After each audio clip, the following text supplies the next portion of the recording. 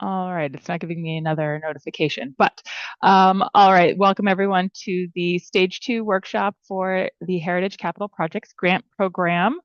Uh, Quick refresher, I'm Jay Bearston. I'm the manager of the grant program, and I mentioned a moment ago that David's not with us today. He's off this week, but he's more involved in the process, the reimbursement process later after the grants are awarded. So if you have questions as we go, put them in the chat. We'll refer to them in the Q&A, but he won't be able to do the sort of live answering that he did for the Stage 1 workshop. But still put them in there as you're thinking about it, because we've got a lot to cover. Just as a quick refresher as to where we are here at the Stage 2 workshop. So Stage 2 is due on June 5th, which is a little over a month away. I have been responding to everyone's Stage 1 submissions. Hopefully you all got an email from me within the last few days. Thanks for your patience on that. We have been very busy over here launching more grants, which I can mention shortly. But the sooner you get those issues resolved that or questions answered that I sent to you, the sooner we can move you into Stage 2. There's no deadline necessarily to move into Stage 2. It just you have to meet the June 5th deadline to submit the full application. All right. So to refresh your memory, this year we separated the guidelines and the application form out into three main sections: organization, property, and project. So of course, we'll be following that pattern today as we talk through the application form for Stage 2. And this was a slide that we had seen in the Stage 1 workshop, where we will be focusing on kind of the Stage 2 section of the guidelines. In fact, we can put the guidelines link in the chat so you have it handy. I even pulled it up to be able to send to you. So if you want to follow along, there is the online version of the guidelines. All right, and with that, we will jump into the portal and talk grant.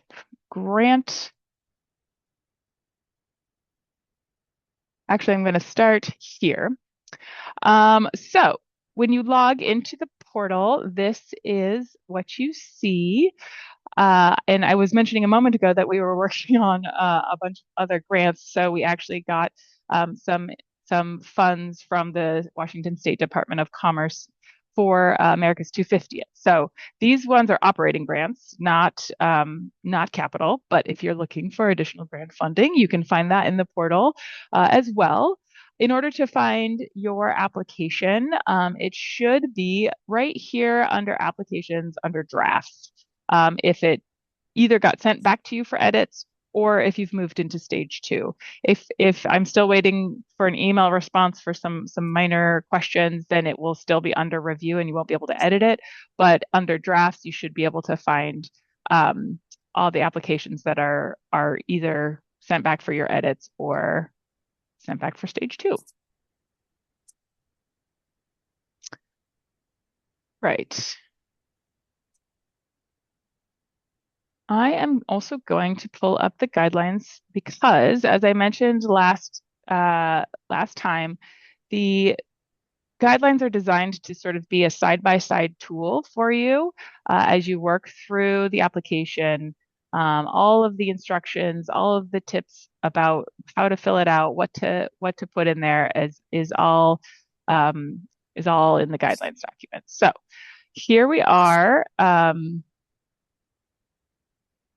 At the organization section. And I'll also mention that anything that you inputted into the form in Stage 1 is editable in Stage 2. So if you need to adjust your summary or change things out, not a problem. I think the only one that might not be editable is the project type, because there are other fields that rely on that field, so it's not editable. So if there's any issue, just let me know and I can help change that for you. So we covered the requirements for Stage 1 here and then we are going to scroll down to the new content for stage 2. Oh, well, I should pause and say we do have some optional additional organizational documents that you can upload here if you want. This is not required. It's just to give you an idea of if you think this would be beneficial for the reviewers to see, or if it's not even beneficial, I think like critical. What we don't want is a ton of extra documents, especially really long, you know, tens or hundreds of pages that the reviewers are looking at. That's not what we want. But if you have, if you're proposing a collections facility and you're putting together a collections plan for a new facility, that could be a relevant document to say, hey, we are prepared and ready to manage this facility and manage our collections accordingly. So if it's particularly relevant to the project you're proposing and your readiness, go ahead and add one of these, but it's not required. So for this first sort of section, the only edits you might make is to your project personnel. And actually, I should go into edit mode here so we can see the options for editing.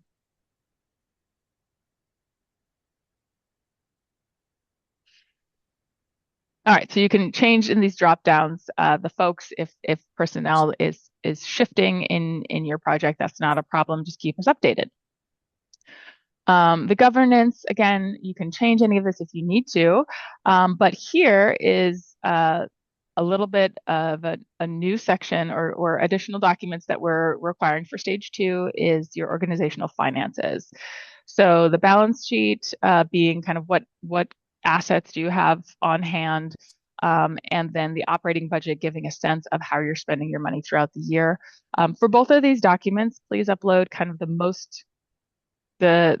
document that's the most recent complete year, so the panelists can get a sense of your organization's finances. And then this is one that could cause a little bit of consternation for some folks if you're working with a city council. We do need a formal resolution from the governing body approving this application and basically saying that the governing body is committing financially to this project if the grant is approved. So in the guidelines here, we've got, here's the description of those extra documents if it's relevant to your project. And then here, the formal resolution to the governing body. It should refer to the Heritage Capital Project specifically. It should state roughly the amount of grant and match. If it's a little bit off, that's fine. Like if you submitted it to the city council a month ago and now you're adjusting your numbers a little bit, that's fine. Basically, as long as it's within the range, and that it has been passed or approved by the governing body. And I believe in the appendix we have a sample for you if that would be helpful. Nope, sorry, I should have looked up the page ahead of time.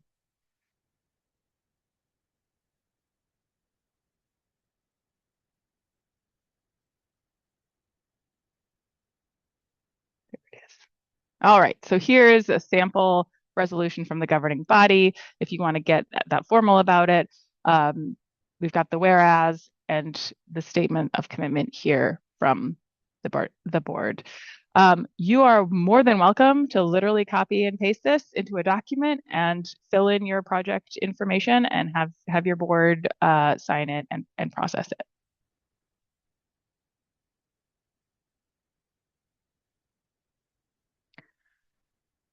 All right. So if you are in a city where you know that you need to get this passed by a city council, I would recommend getting this moving as soon as possible because sometimes it can take a few weeks to get on a city council schedule for a vote and approval. So keep that in mind as you're moving forward. All right. The next section under match income.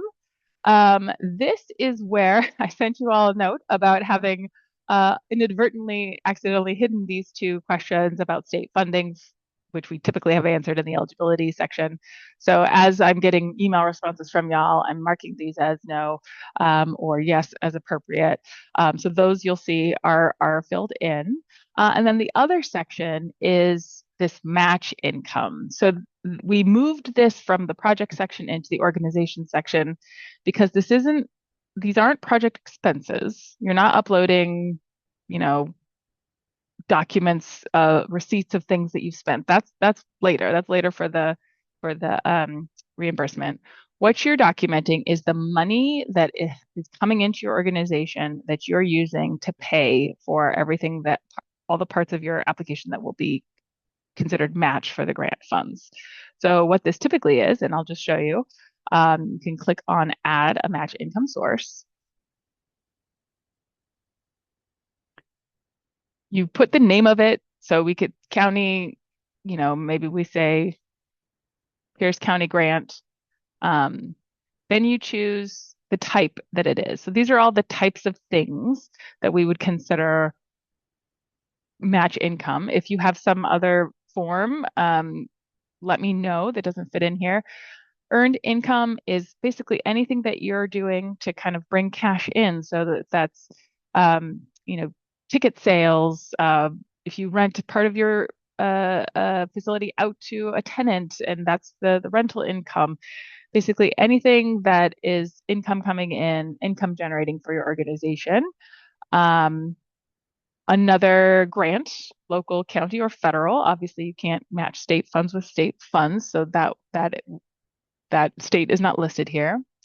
Individual gifts or donations from members or just charitable donations. For anything over $10,000, we do require specific documentation for that single item. So that's a check, a letter of commitment, something along those lines. And you will see that this is all outlined in the guidelines for each income type. You can see what we expect for documentation. And then anything under 10,000 can just be like a summary report and let us know how you've organized that report. So member donations from 2022 through 2025, and like give us the summary report. And so we can understand what that is. And if it's different types of donations, that would be helpful to see. Like we had a capital fundraising campaign, and then we've got our membership donation, just sort of general donations. Just any sort of summary document that shows that what I say to folks is shows that you're not making the numbers up. So that is for small donations. Then we have a variety of in-kind items here. So labor, professional labor, volunteer labor, materials, property, or expenditures of a third party. So I'll talk through each of these a little bit. For donated professional labor, what we would want to see is basically a commitment from that professional person that they're donating such and such hours worth such and such amount of dollars. For volunteer labor, we would like to see some type of outline or plan of what the volunteer labor what project work they'll be working on, how many hours you anticipate you will need, and then calculate that at the volunteer labor rate. So it has to be some type of planning document that says, these are the things we have planned to have volunteers do. These are how many hours we anticipate it will take, and this is the value that we're planning to put toward the project. With materials or supplies, again, just a statement of the value of those materials and supplies from the donor, whoever is contributing to the project, and what the value is. Same with the property. Expenditures of a third party. So this is typically when you have a long-term lease and the owner is the property owner, who obviously is invested in the property improvements, decides that they're going to go ahead and put in some of their own money for property improvements, and you want to use that as match. You can. The catch is that it's in kind. It's not cash, because it's not money that you as the applicant are spending. It's a third party. The property owner is spending to the donating to the project. So that is an in-kind donation. Again, outline of what the property owner is planning to donate, and how much the value is. So Gemma asks, how do we document matching funds already spent? So again, we're not documenting expenses, we're documenting funds that are coming into your organization. So Gemma, if you spent $5,000 on some, window repairs, how did you get that $5,000? We don't want to see the window repair receipts. We want to see where that $5,000 came from to get into your accounts to go be spent on the window repairs. We're not interested in the window repair documentation yet. All we want to see is the income coming into your organization at this point. And Anne has a question about matching the America's 250th and History 6 grants. Those are operating grants, so those are completely separate from HCP, and you cannot match state dollars with other state dollars. Technically, those are federal dollars, but they can't be spent on capital projects anyway. So that's a separate program for separate purposes, not for capital. And then Jacob asks if pulling funds from our endowment, is that earned income, gift donation? The endowment began from a sizable donation 20 plus years ago. I would call that a donation above 10,000, and then just document basically that the endowment has funds in it in some way. You're welcome to redact any extra information about any of your financials, just as long as we can see like there's enough funds in there to cover the amount that you're listing as the income on the form. Cool. All right, cool. This is helpful to, I think, keep the chat open on my other screen to go as we go. A line of credit is eligible, Nancy. I would not sure what I would call that. Probably would call that earned income. Maybe we should add credit as a drop down on here. But yes, you're welcome to use a line of credit as fast cash to go ahead and spend on the project. And then what we would want to see, Nancy, then is some documentation that shows that credit is available to you to spend.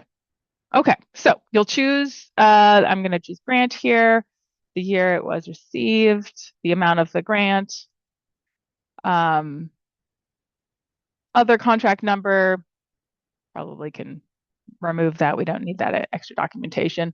But what I do need is some document to show, to prove that you received the grant. So this can be, as outlined here, copy of the grant contract or a copy of the grant award letter or a check, just something, again, that shows that that you received the grant and that it's going to be going toward the project.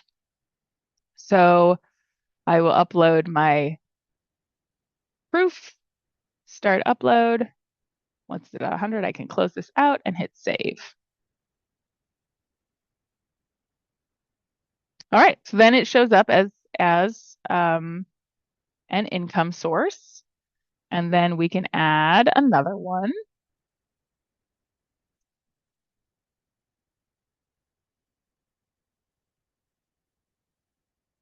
I'm going to do some earned income. Going to be $10,000. And then we're going to add some type of report that shows how much earned income we got. So we can confirm that it's actually there to spend on the project. And there we have a second one. So as you go, if you click save, hopefully the calculations will update. The form is a bit clunky, and sometimes you have to sort of save multiple times in order for the calculations to show. Here, okay, so it's got $15,000 worth of cash match that I've inputted. So the earned income, grants, all that's just cash coming right into my accounts. And then it's giving me some errors here because I haven't uploaded a sufficient amount. So For the purposes of the grant program, or for the application, you need to list at least 75% of the match that you're proposing. And for the grant numbers that I have in here, it's 150,000. So you need to show that you essentially have 75% of the cash that you're going to spend on the match available to you, or at least committed.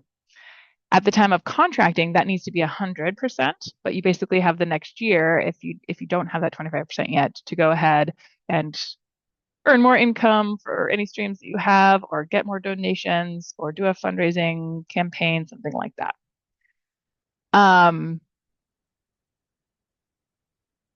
So we'll go ahead and add each line until it adds up to the minimum that's required. I see another couple questions in the chat. Should invoiced donations from a contractor be listed here? Only if they are donations, you can upload an invoice. Not invoices that you're paying with money. That's again in the reimbursement stage. So in-kind donations are a little tricky because the donation is also the income is also the expense because they're donating it. And so, yes, if you have donations from past work from a contractor, you can upload that sort of like invoice zeroed out donation here. People get a little confused about in-kind versus cash match sometimes. People think of like just regular donations to your organization, like charitable donations, as an in-kind donation. It's not. It's cash. So anything that involves your organization having dollars increase in your accounts, that's a cash donation. In-kind is only when there's no money involved. When it's someone donating their labor, they're giving you supplies, they're donating property to you. Like there's a value there which we quantify in the form to show that you're matching, but there's not any actual money coming into your accounts. That's what in-kind is. And Gemma asks, so outstanding grant proposals from non-state funders can add up to 25% of the match. Yes, Gemma, and you don't have to enter those in here. If a grant is not secured, you don't need to enter it. Just go ahead and continue your grant writing and fundraising over the next year. And then if you're awarded and we're moving into contracting, at that point, we'll work with you to make sure that the match income is secured. Yeah, same with pending funds, Roxanne. It should be the money entered into the form at this stage should be secured funding, pledged funding. So if you've got a situation where it's more than 25% on some anticipated funding, let me know. We can talk about that kind of on the side. Okay, this is one of the trickier parts of the application, so I wanted to spend a little bit of time on it, both knowing kind of what things to upload, what things to list, and then understanding that match in kind versus cash versus grant. So do not feel intimidated if you're still feeling a little shaky on this. If at any time you want to chat with me about what you've got, what your plans are, I've got a little link that I'm going to put in the chat, and I'll put this in the chat again at the end. But if you want to schedule a meeting with me, a phone call, a Zoom call, this is my little scheduler link. You can see my schedule. You can pick a time that works best for you. I used to put this in my email signature. That got a little messy. But for any of you, if you want to schedule a time to chat about your grant application, please book a time anytime. And again, I'll share that again at the end of the workshop. All right. So now we are moving into some of the narrative questions. I covered in stage 1 the changes to the criteria that we made this year. So if we would just refresh our memory here. We've got 3 categories: lifelong learning, community benefit and value, and planning and capacity. So what that did was what we changed was making all three of those categories, lifelong learning and public access to history, 33%, community benefit and value, 33%, and planning, 33% of your overall scoring. So we also had some conversations with some statewide partners, small museums, folks like that. And one of the things that they said was that they would like shorter, more direct, specific questions rather than the long, sort of open-ended, tell us about your community value, the value you bring to your community, like very vague, open-ended questions. They were like, that's not helpful because I don't know what you want. Like, just tell me what you want. So what we have tried to do is craft questions to get to the information that we want.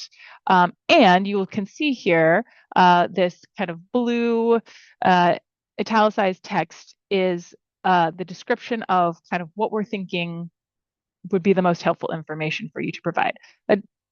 It's a guideline. It's if you have other information that you want to add to these questions, feel free. Obviously you know your organization best. You can convey your work the best. But these are the things that we had in mind as we were crafting these questions in order to be responsive to these updated criteria.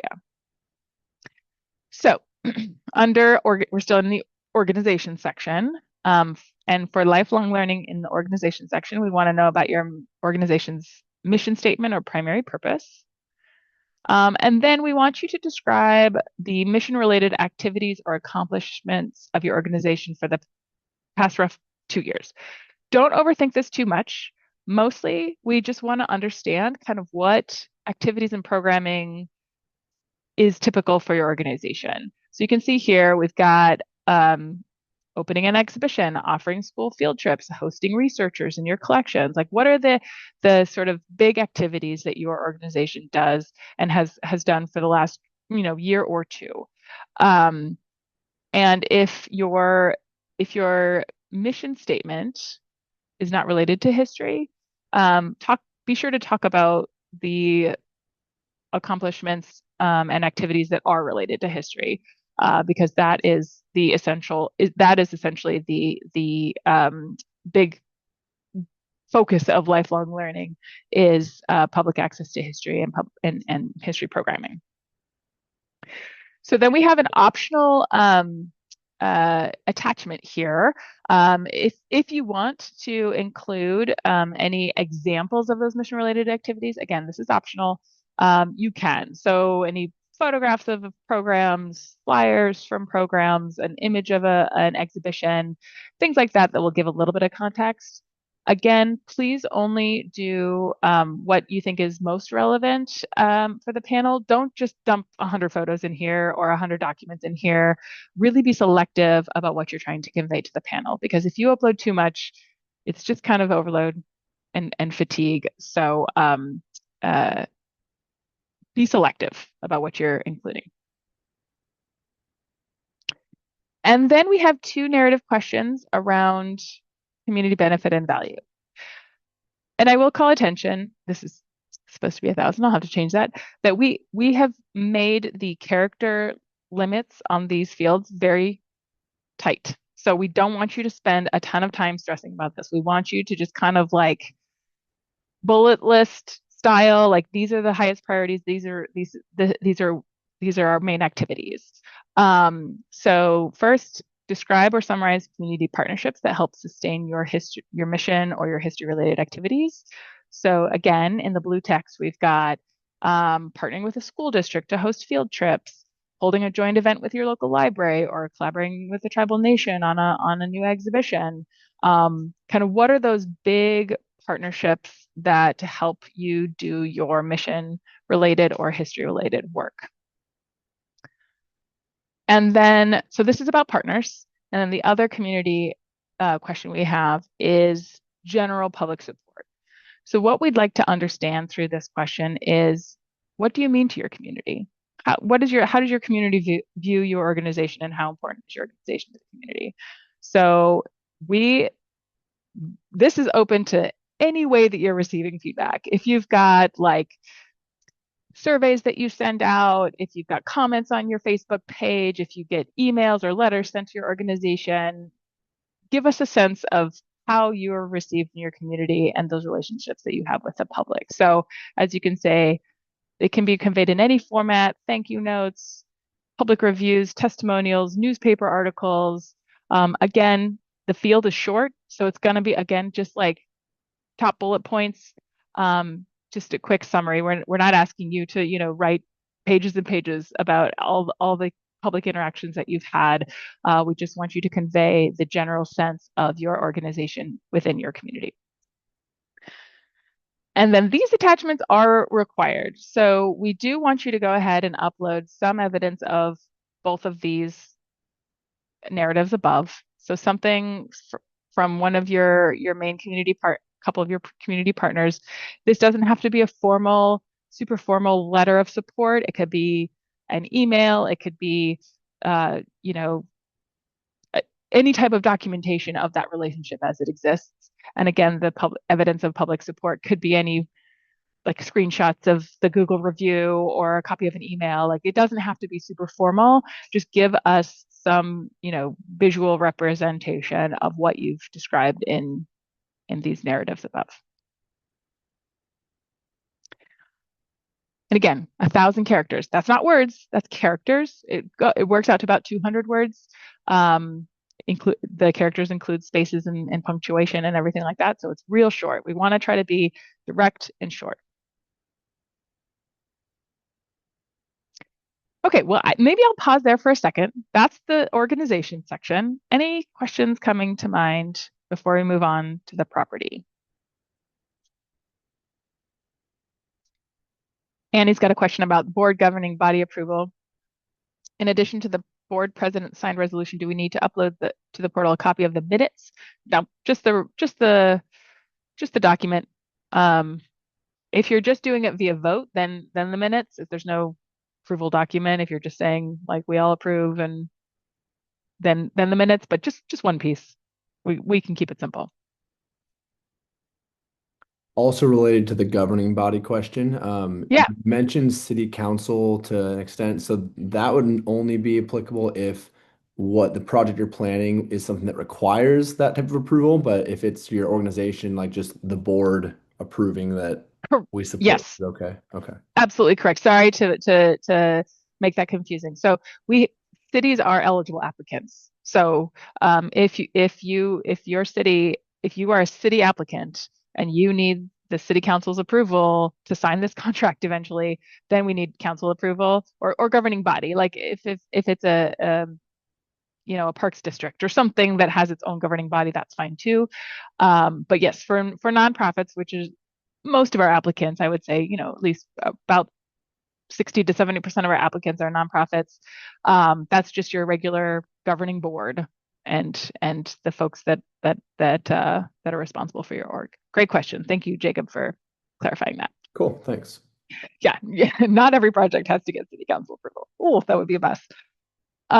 Okay, moving on to property. This is the shortest section of the three, for sure. So you will have selected your property name, described your annual visitation. Oops, I forgot to add these from the previous stage. You're welcome to add more images of the exterior of the building, general images. You won't see these because you've already done this, but if you click the plus button here, you can add more images and files as needed. Again, I would recommend being selective. Select 4 or 5 really great shots of your building instead of uploading 100, because again, it gets to be that fatigue for the reviewers, and you don't want them to feel fatigued when they're looking at your application.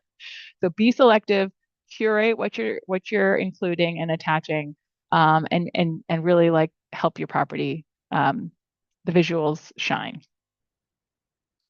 Oops. Don't know how I got zapped up there. Go back down to property. Sorry, I don't mean to make anyone sick. All right.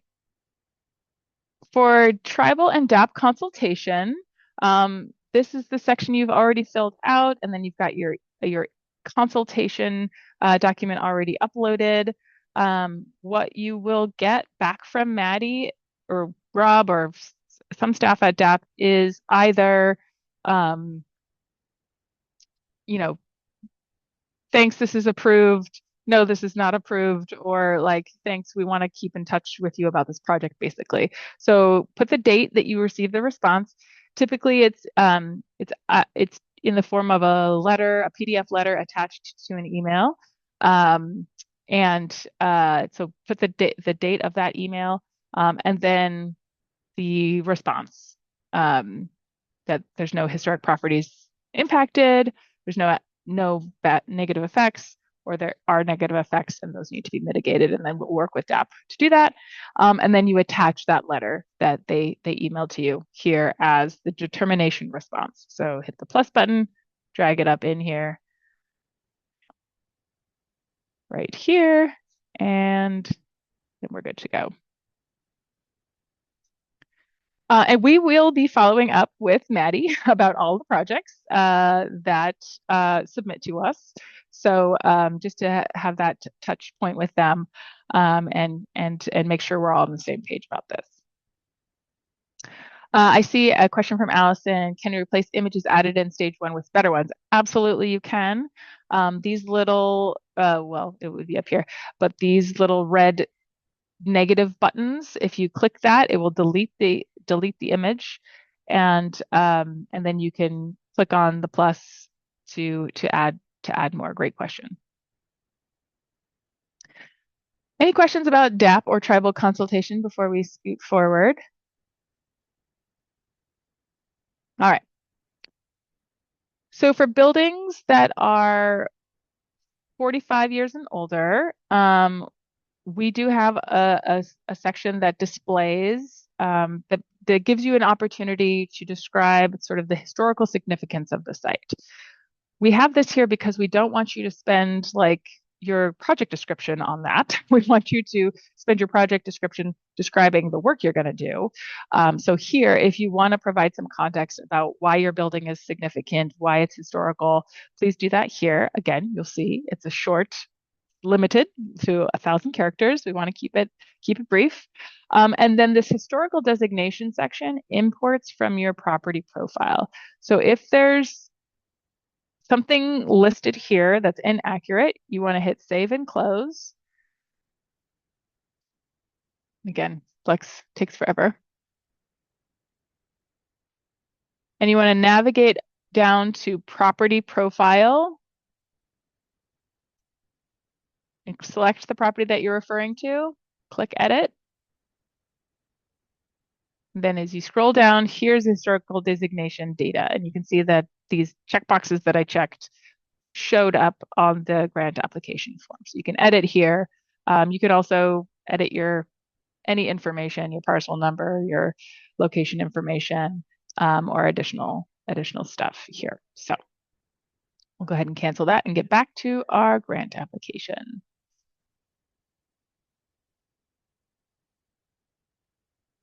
All right, let me scroll back up to where we are.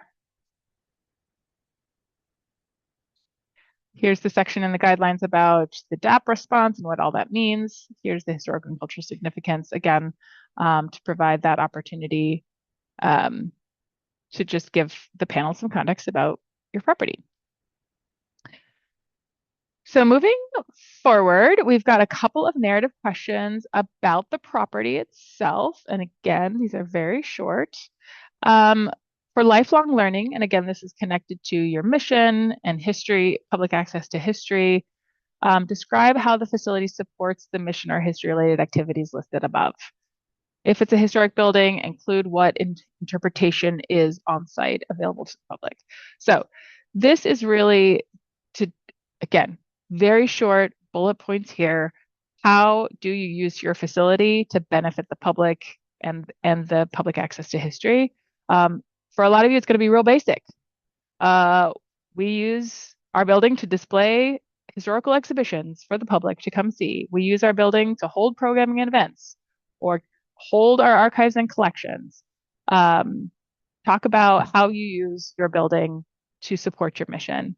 And very importantly, if you are an organization that has a historic building that doesn't have a history mission that you can kind of relate back to, um, be sure to include what historical information is actively on site for any person in the public who comes to visit your building. That's very important to be able to convey to for this section.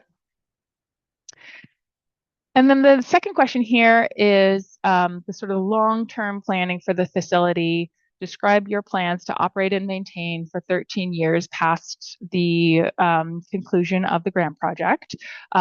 As I covered in stage one, there is a 13-year monitoring period after your project ends, and so you're required to continue providing access to history through your programming, mission-related activities, and to continue to maintain the building including with historic standards if it is a historic building. So that is where you kind of detail out here how you plan to do that. So useful information to provide could be the revenue sources that you have that are slated to continue to maintain the building. If you have a maintenance plan, or kind of how you're continuing to plan your programming. Obviously, you don't have to have a complete program plan for 13 years, but you can say, we plan out our programming. We will continue to offer this programming, you know, for these 13 years as we have, for many years in the past. An optional attachment is any sort of facilities planning documents you have. Again, this is not required. This is sort of an advanced document, whether it's a master planning document, a maintenance plan document. And if you do have that, feel free to attach that here. It's not required, but it does show the panel additional planning for the long-term maintenance. All right, a few questions in the chat. Our vessel is historic, but it is not officially designated yet. Do we add proof here? You can, and it's not required. You're not required to be listed on a register to apply for Heritage Capital.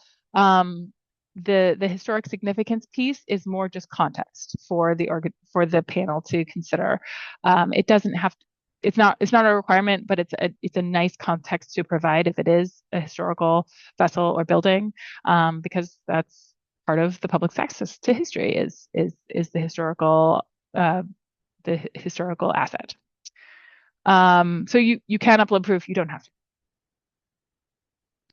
What is the difference between phase one and phase two? How do we move from phase one to phase two? Do you formally approve us to move into phase two? Yes, Robert. So I approve you to move into phase two. We are talking about phase two right now. And so if you're confused about where you are in that process, I will follow up with you after our workshop.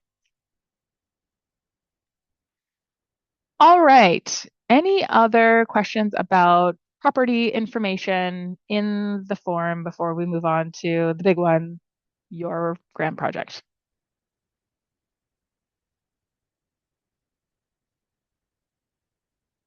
All right.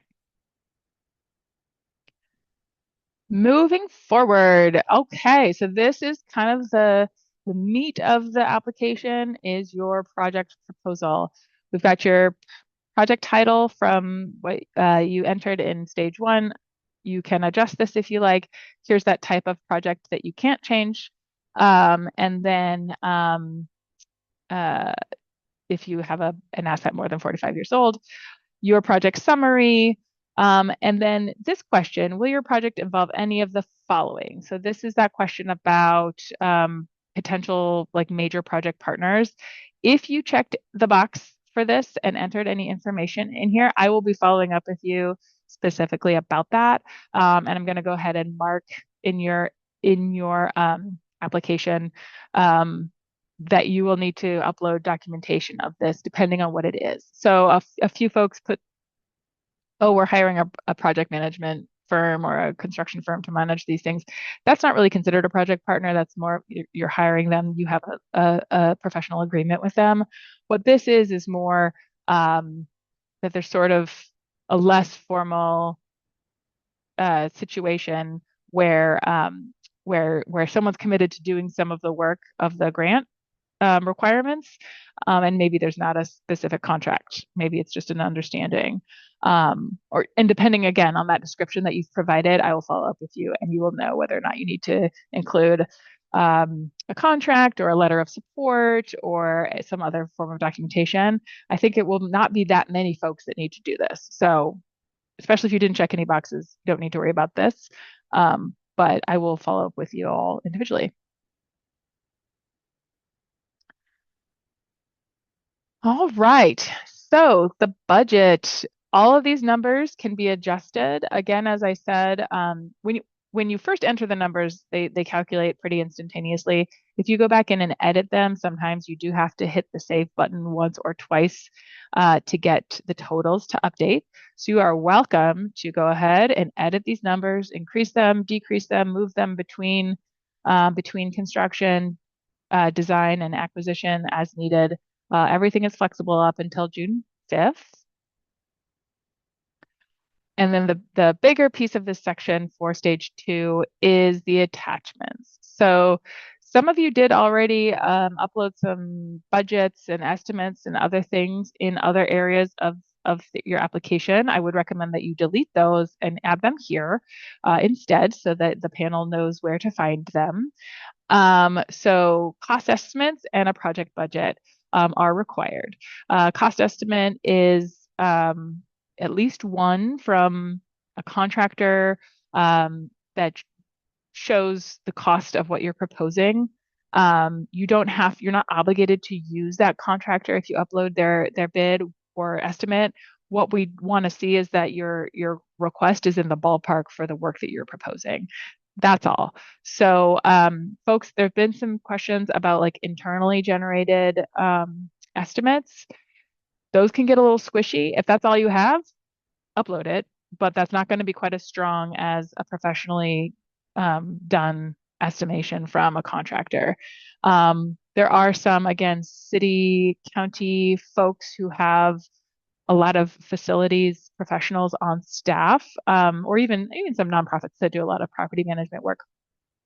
And if you generate something internal from staff, be sure to note on there like that person's um, expertise and the sort of level of understanding to give that estimate a little bit more uh, clarity of where the experience that person has to be able to put that estimate together. And that can be a pretty solid way to do it. And then a little bit more than optional, but not totally required. Suggested documents are any architectural or engineering plans, if that's part of your project, if it's a large enough project to require architectural drawings, and then if it exists, any sort of conditions assessment, existing conditions, or historic structures report, if applicable. So if you don't have a historic building, um, you wouldn't have an historic structure support, but you might have a conditions assessment depending. If you're building a new building, obviously that's not going to apply. So don't sweat it.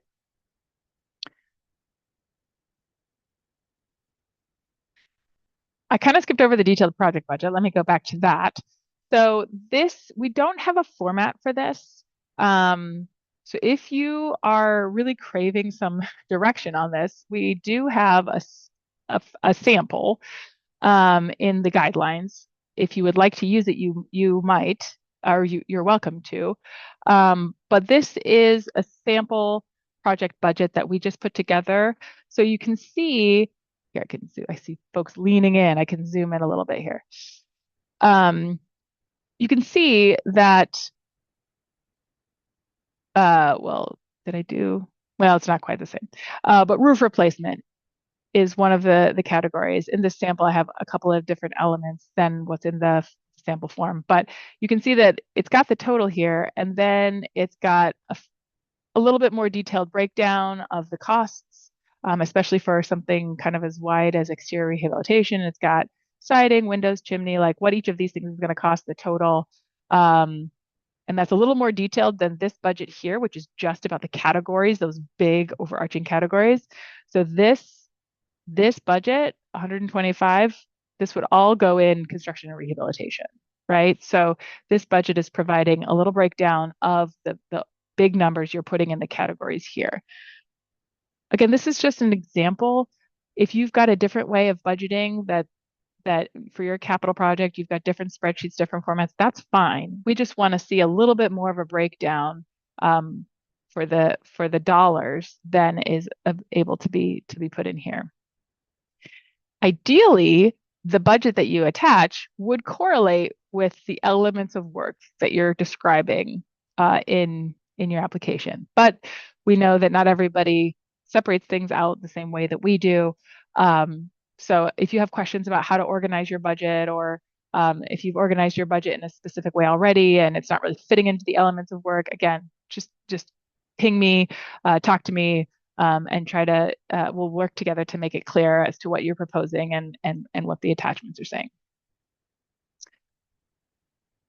All right, so the scope of work. What you will see when you log in is the list of elements that you put in your timeline. That's why several of you who had lots and lots of lines, I suggested consolidating and grouping them together, because what you will now be able to do is for each line, you go in and edit. And here's the information that you put for the timeline is the start date, the completion date. You can edit these if that's changing, no problem. Which category they're falling under, and it can be multiple, like a roof replacement. If that's your whole thing, then it's both cash and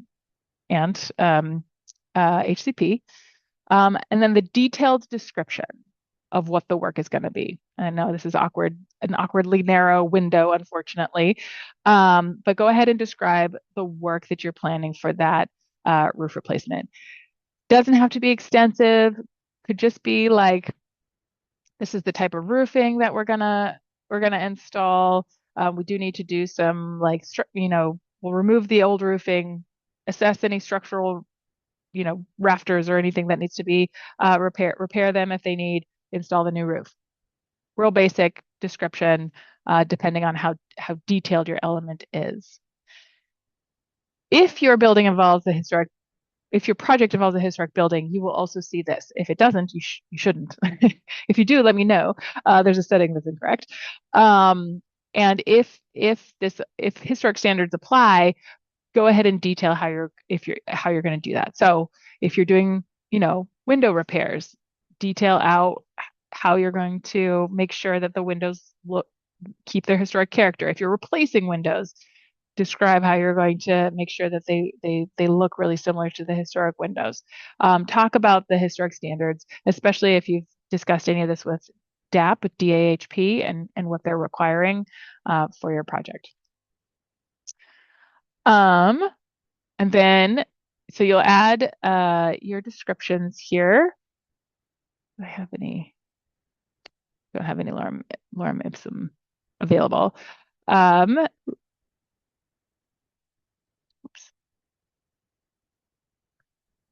What if I just take a little bit of text from here, pop it in there, and then you'll see the text here. And when you save and close, you'll see both this timeline and the descriptive text stacked on top of each other. So you can go in and edit these. You can remove them. If you consolidate from your stage one proposal and you get here and you're like, oh, wait, I need to consolidate further, feel free to hit the delete button, go in and edit existing ones and group things together. I will warn you that if you hit the delete button, I cannot get it back for you. Same with documents. Once you hit the delete, it's gone. So be thoughtful of things that you're hitting these red delete buttons for, because it will disappear and not be retrievable.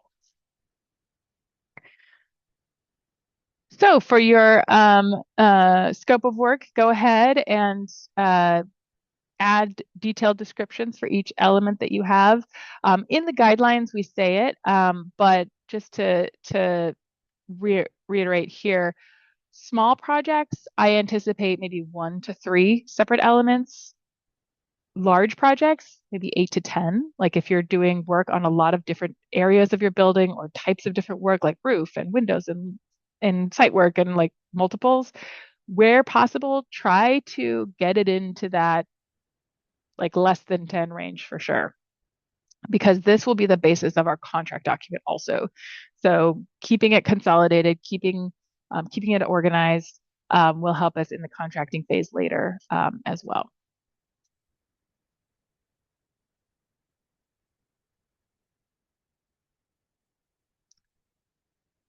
All right, a couple questions I see popped up. Our project has three distinct components. We have drawings already for two parts, but not the third. How vital is that at this stage? Um, Abigail, we can talk offline about it. My general advice would be just upload what you have and what you don't have. Sort of describe in your project work of when it will be available, and how you're gonna use it in the future. Roxanne says our project is one large rehab of a historic barn into occupiable spaces that have programming and historic elements. These will all be done through one bid award that doesn't have separate timeline for elements. If elements are not being, um, I think, done by separate contractors or at a different time, how would we break this out? Roxanne, you're going to have to talk to your contractors about that. They should be providing some level of time frame for you. And like I said, we're trying to consolidate into like 10 or fewer elements for for your timeline for your project. So they should be able to give you some indication of the timing for the project if they're giving you a bid. There should be a schedule. That's pretty minimal for a for a contractor. So if you're having trouble with that, we can talk offline and talk more about that. We recognize that the timelines will change. We're not going to have you, actually, that's a good thing to point out.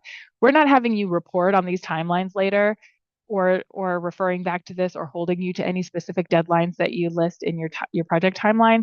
This is more to give for two reasons. One, to confirm that you understand that anything listed, and we tried to do this in stage one, anything listed with HCP grant funds, the date has to start after July 1st of 2027. And if you put that something as starting, and especially if you put it as ending before July 1st of 2027, we flagged that in stage one. This needs to happen after the HCP funds are available. You're not really understanding the timeline of the grant as it relates to your project. And two, to help you start to conceptualize your project, try to put things out into a plan, right? Like it just helps to have that planning step where you're putting some dates to things, you're putting a project together. We understand that it will change, that it will be flexible. You're not going to be penalized if things change in the future or if you need an extension or something like that. It's just a good planning tool that you should be doing for a project, like a capital project. Okay, folks, we are at the home stretch. We are now into the narrative section of the project, or the narrative of the project section. So this is where the planning questions come in. As it worked out, those three criteria, lifelong learning, community value and benefit, and project planning, they're scattered throughout the application, but all of them have three sort of narrative questions related to them in different sections, which just worked out that way because I had been trying to think of different questions related to each of those.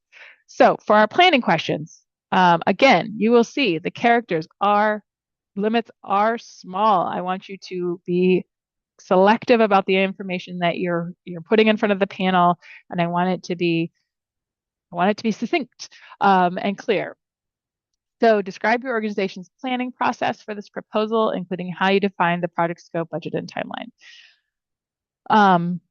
The prompt we have here is that useful information would be like, how did you determine you needed this project? What information, like, oh, we had a structural engineer take a look at this and they told us we needed to act fast. Like, what was the motivation for this project? What documents did you use? So you're required to upload one bid, but maybe you have other documents. Maybe you have some older documents that informed your decisions before and have been leading up to this, even though you're not attaching them to the application. Any building assessment, technical reports, professional opinions, Um, Again, summary of how you came to put this project together. Describe the internal processes your organization will use to track project expenses and keep documentation organized. Who's going to be involved? What are their roles? Um, so this one is probably maybe the trickiest. What we're trying to understand is what is the internal process of your organization? And have you thought about that? who who receives checks? Who makes payments? Who's managing the contractor? If it's a bunch of volunteers, who does that? Kind of how do things work internally at your organization? Um, we realize we have a lot of small organizations with all volunteer staff or all volunteer, you know, board officers who are doing all the work. And so it's important for us to understand that you've got a process, that you've at least, even if things aren't perfect, that you've at least tried to formalize some of this this financial work, because some of these grants can be a lot of money. Again, 1,000 characters, short bullet points, outline, summary of kind of how things operate within your organization.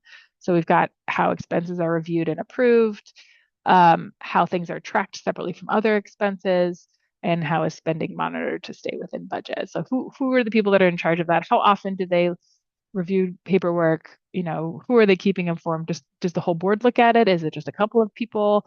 Like give us a sense of what that process is, or what your plan is. If this is kind of a new thing for your organization, put a little plan together of like how you're going to keep the project on track. That's mainly it. We want to be able to keep the project on track, keep track of all the documentation, so that when it comes time for reimbursement, you've got everything ready for you. All the paperwork's there. You just have to put it in the right order and submit it to us. And then a last question about external contractors or consultants. So if you're not engaging anyone external, if it's all volunteer, you could indicate that. But most folks will have at least one contractor or consultant that's involved. So kind of what experience do they bring? Who are they? Give us a little sense of who you're bringing on to help with the project.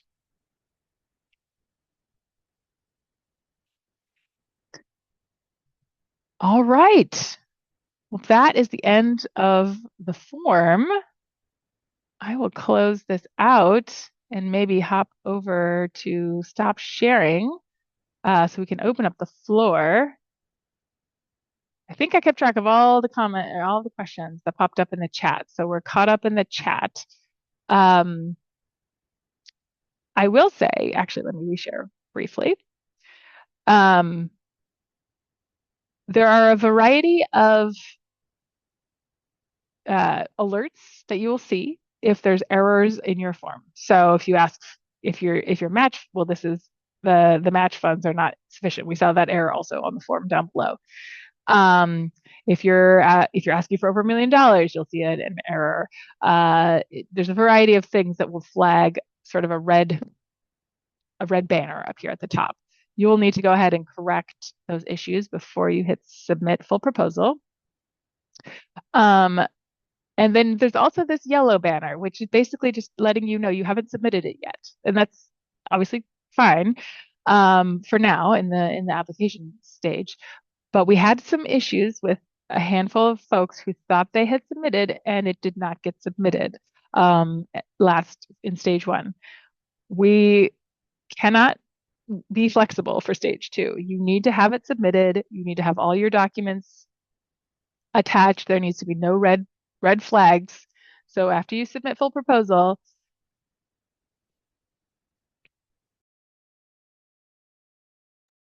excuse me, if you click the submit full proposal button, there'll be a little spinning thing that takes forever. Let it process. Make sure you see any errors that pop up before you close out.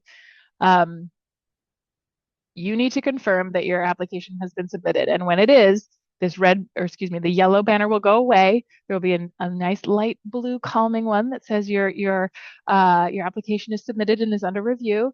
Additionally, your application will move from drafts over here on the side to under review. So after you hit submit, wait 30 seconds, refresh your page, and then see where everything is landed. See if you get that calming blue banner across the top. See if it's bounced to under review. I didn't press submit, so it's still here under drafts. But make sure, double check after you hit submit that everything went through and that you don't see this yellow banner and that it goes to under review. Very important. All right. Okay. Another question in the chat. I'm not sure if I missed it. Did you specify how many attachments would be a good number to aim to include as evidence of support? We didn't. I think 5 to 10 would be plenty. Thank you for asking that, Katie. I'm going to go ahead and make a note for next cycle's guidelines about 5 even I think would be sufficient. Again, we don't want this to be a huge burden on you, but we do want to try to get a sense of your partnerships and your role in the community. So just a handful. And again, be selective, curate that. Best of the best. Put your best foot forward for the panel to see. All of the strongest partnerships and all the great public feedback that you've gotten. Well, folks, we're only 1 hour into this. I blocked out 2, so we've got time for Q&A if you've got questions. Give it another couple minutes.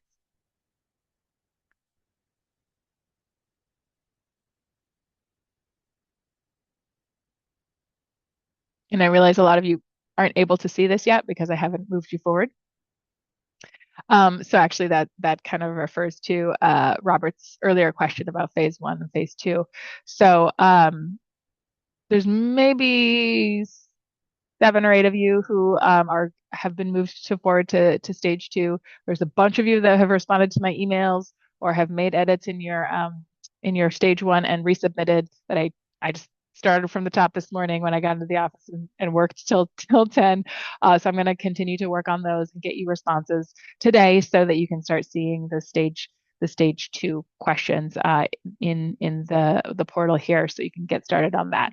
And then if you don't get a response from me by the end of tomorrow, follow up, but I should be able to get responses to everyone who has seen my feedback and sent me something or resubmitted in the portal. So I'm aiming to have all that taken care of by Friday. And then if anybody, if I haven't heard back from folks by Friday, then I'll start following up next week, just making sure.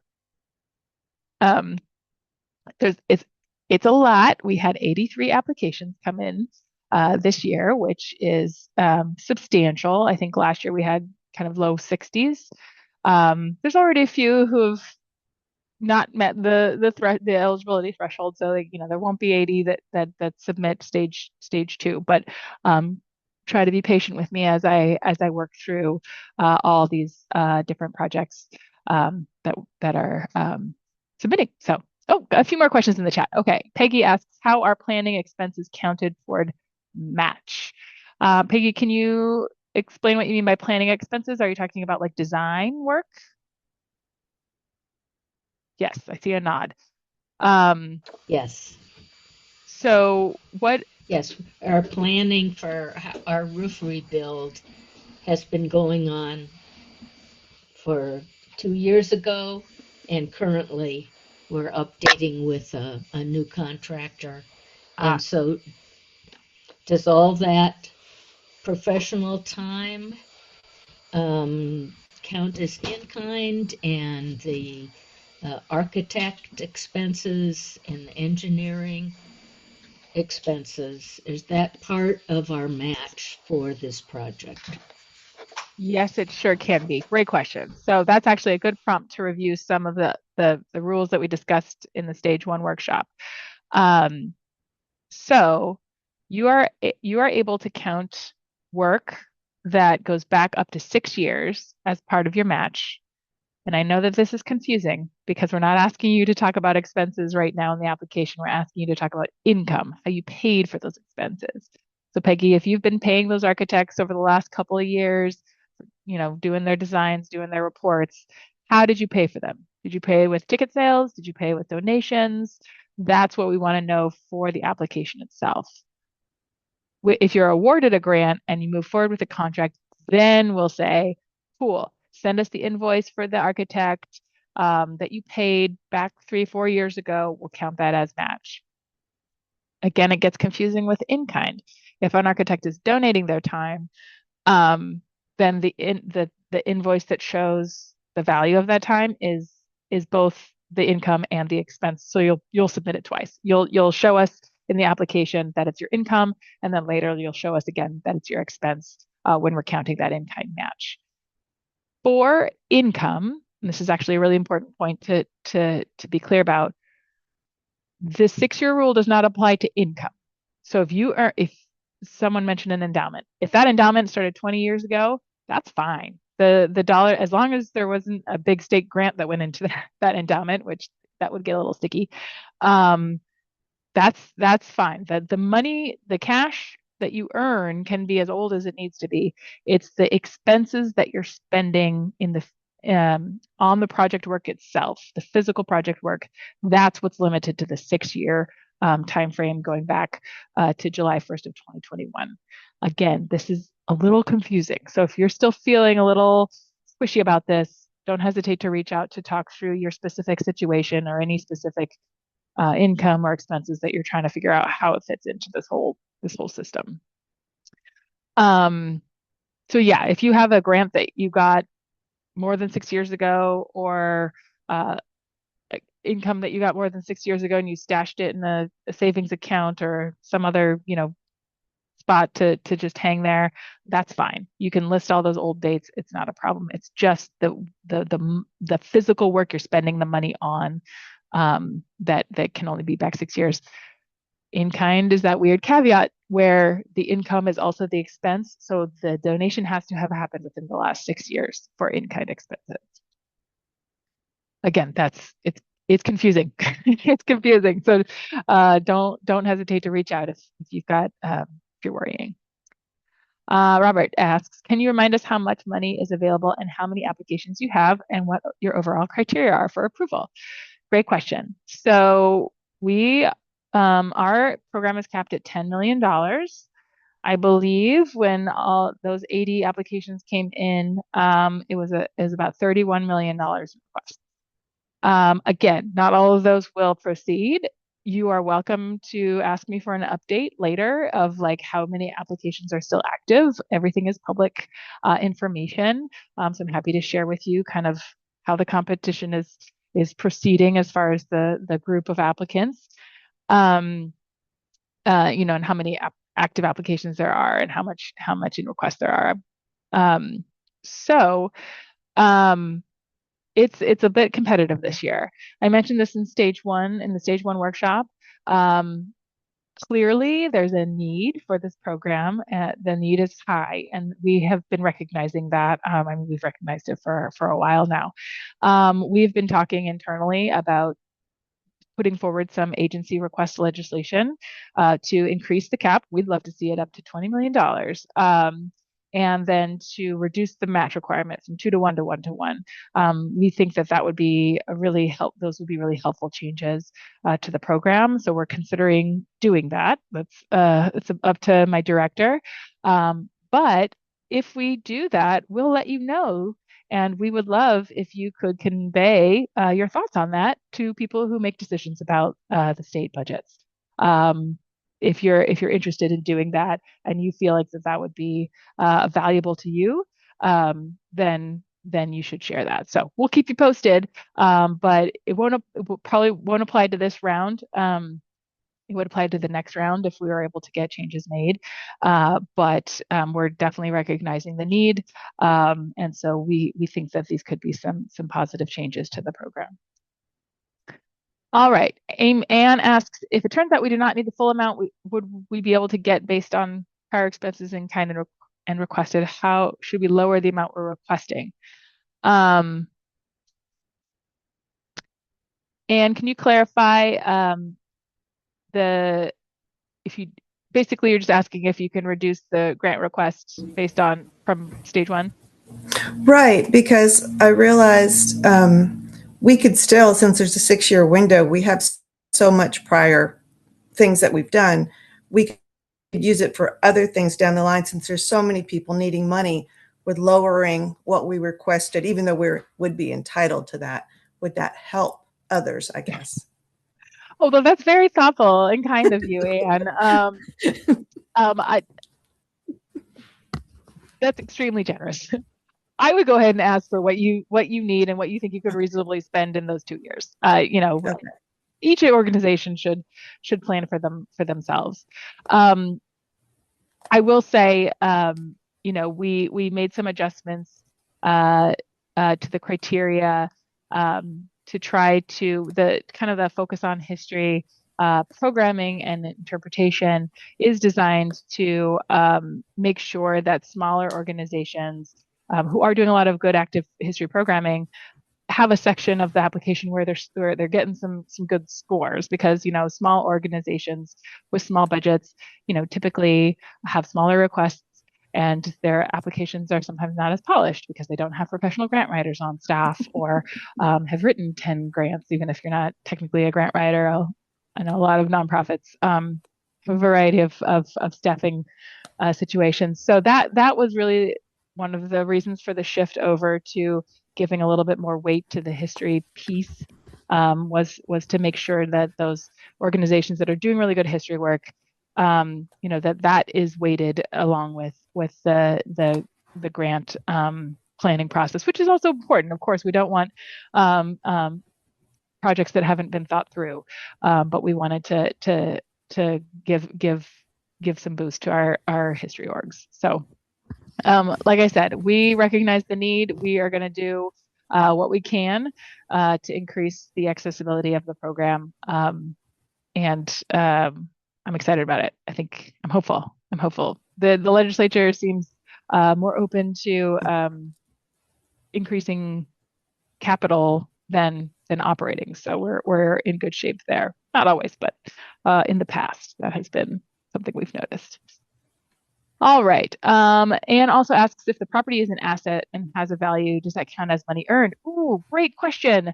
It does if you purchased it or it got donated to you in the last 6 years, but it has to have Oh, it changed is the six hands. years. Yes, Oh, yes. So it's not shoot. just you have an asset, it automatically is matched. It has to have changed ownership, either through a purchase, you're purchasing it with cash or credit if that's the situation, or someone's donating it to you and then it becomes an in-kind match. Yes, the ownership has to have been acquired within that last 6 years for it to count toward the project. Excellent question.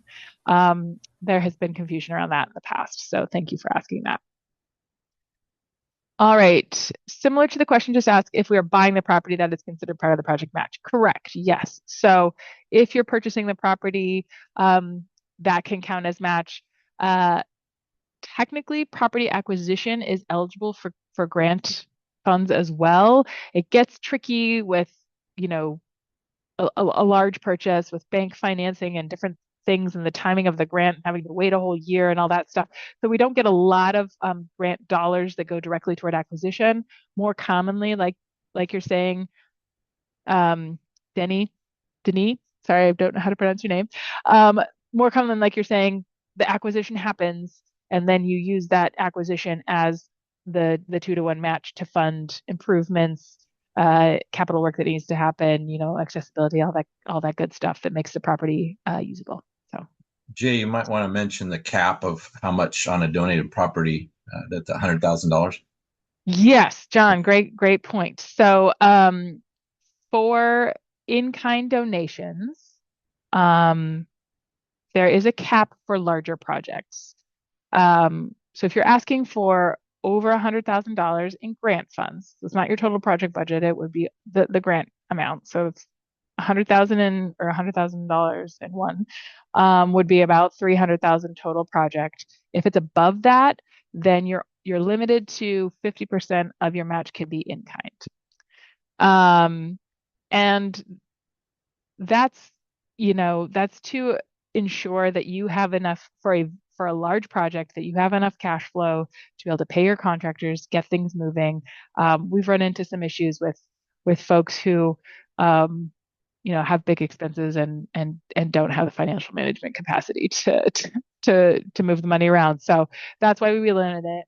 If it's under 100,000 or under, you can have all in-kind match. It can all be in-kind. Another thing that we've allowed, which referring to property acquisition, and this applies to John's situation, since we've had this conversation a couple of times, is if you have an extremely large property value, like multiple millions of dollars is donated or purchased within the last 6 years, that can count as match for a future grant if it's still within the window of the future grant application. So this year it's back to 2021. Next cycle it's going to be back to 2023. So if you're purchasing a property now, that could, if it's a large enough amount, that could count as match for multiple cycles if it's a large enough amount, and it stays within that 6-year window as it moves up every 2 years. So if you've got a property acquisition where you might be able to use it over multiple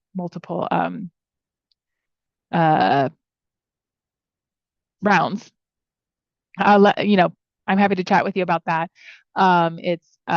We would just want to document clearly in your reimbursement when you show us that documentation for the property acquisition, what you spent, that we're only counting this much for this grant contract, and we're saving the rest for a future grant contract, if that makes sense for you and your property and your phases.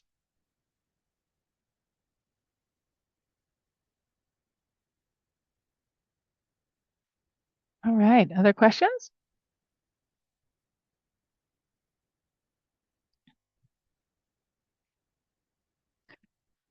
In looking at the schedule, I think it might be worthwhile to schedule a couple of office hours closer to the grant deadline, after y'all have gotten a chance to get in and see the stage 2 application for yourself and poke around in there. So there's only a limited number of folks, so I can easily send out an invitation to you all and just say, hey, I'm going to be on the Zoom this hour on this day or two. Come in with your questions. We can chat about it. I'd be happy to do that. So if folks think that would be useful, we can try one and then kind of see if folks show up and do another a little bit closer to maybe mid May or later May, kind of when we're getting up to the deadline of the June 5th due date. Because I realize you haven't had any time to get into this. Okay, Katie's in favor of office hours. Okay, well then I will go ahead and schedule those out. I'll try to put them at different times on a couple of different days of the week, so hopefully y'all can show up if you want to, but I'll go ahead and make that happen. So don't feel like you have to have all your questions today. We can chat later. All righty. Well, give it maybe 20 more seconds before we close out for today. But thank you everyone for attending. Like I said, this is being recorded. I'll go ahead and upload this to our YouTube channel, and you can watch it as many times as you like, or you can just go ahead and schedule a call with me. In fact, let me go ahead, as I promised, and throw that scheduling link back into the chat one more time. So go ahead and grab that if you want to, or you can just email me and ask for it. I can send it to you too. Yeah, happy to talk through project specifics. I'm here to help. I want everyone to put their best foot forward for this grant and submit the strongest application that they can. Don't call me on the day before it's due, but we have about a month and a week to work through all this stuff. So get in touch sooner rather than later. I'd love to help you put together your grant application. Okay, everybody, thank you so much. We'll be in touch. If you haven't heard from me on your edits or your email, you should be able to hear from me by end of business tomorrow. And then we'll connect again next week. Thanks, everybody.